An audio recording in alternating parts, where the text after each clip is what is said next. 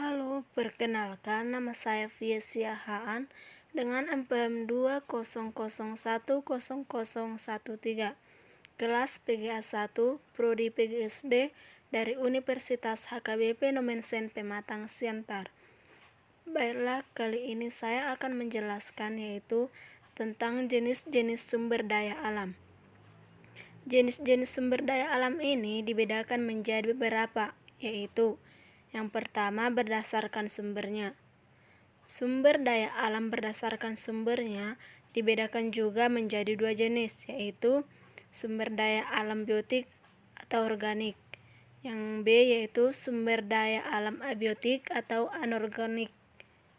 Yang kedua, berdasarkan persebarannya. Sumber daya alam berdasarkan persebarannya juga dibedakan menjadi dua jenis. Yang pertama yaitu sumber daya alam yang terdapat di mana-mana.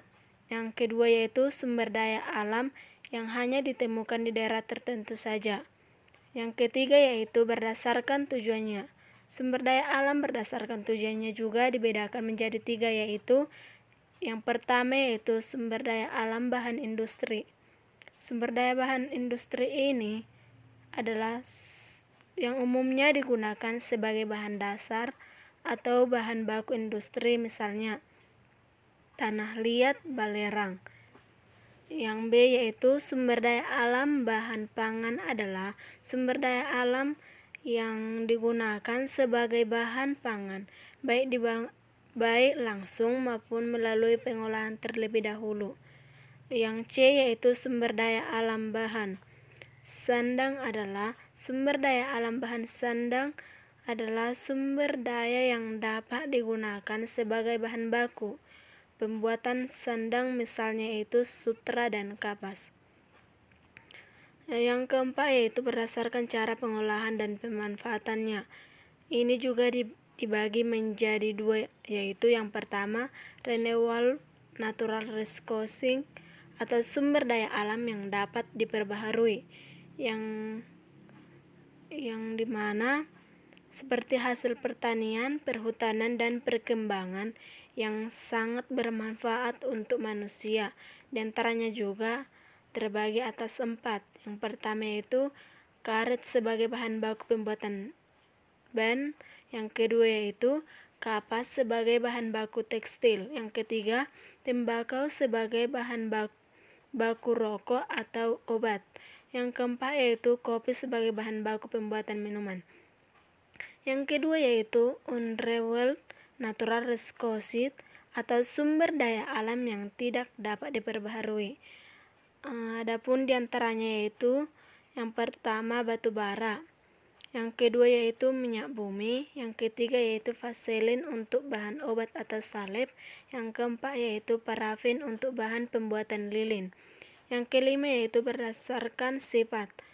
Menurut sifatnya juga ini terbagi atas 3. Yang pertama yaitu sumber daya alam yang terbarukan.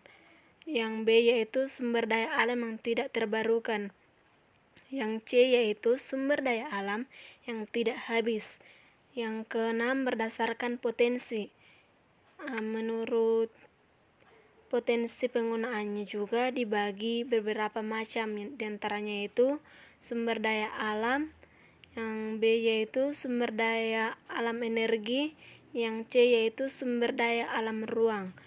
Yang ketujuh, berdasarkan jenis.